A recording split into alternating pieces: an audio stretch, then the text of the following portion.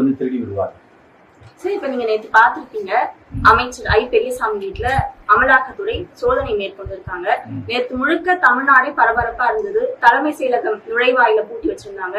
அமலாக்கத்துறை வந்து பூட்டை உடைச்சிட்டு உள்ள போகிறாங்க அப்படின்ற அளவுக்கு பேசப்பட்டது. இப்ப தேர்தல் நெருக்கத்துல இந்த ஒரு இடி ரைடு நடக்குதுன்னா அது எப்படி சார் பார்க்கப்படுது? இது தேர்தல் நெருக்கத்துக்காக வந்து இடி ரைடு நடக்குது அப்படின்றத வந்து இது வந்து அரசியல் ரீதியாக இதை பார்த்துருங்க.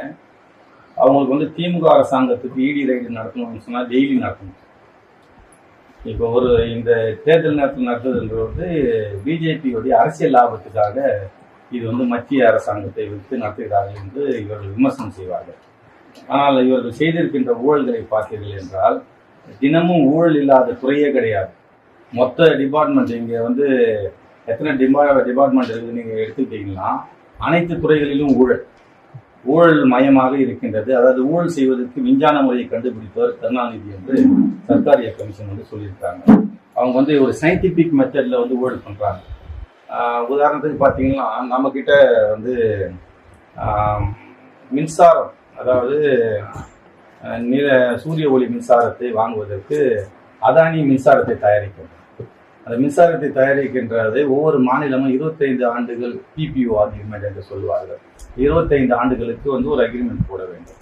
அப்படி அக்ரிமெண்ட் போட்டால் அந்த மின்சாரத்தை வாங்கி இவர்கள் பயன்படுத்தலாம். அதானி மின்சாரத்தை தயாரித்து மத்திய அரசாங்கத்துக்கு கொடுக்கின்றார். மத்திய அரசாங்கம் அதை வாங்கி மற்ற மாநிலங்களுக்கு விநியோகம் செய்கின்றது.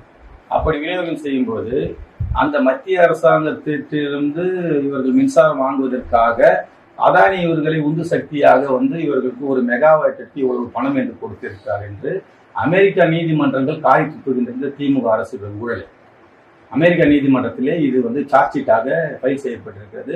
இவர்கள் 450 மெகாவாட் வாங்கியிருக்கிறார். அதாவது 450 கோடி இவருடைய ஊழல் இருந்திருக்கின்றது என்று சொல்கிறார்கள்.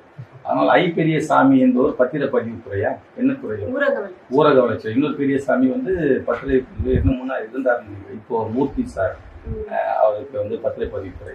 அதனால ஒவ்வொரு துறையில ஊழல் அதிகமாக இருக்கிறதுனால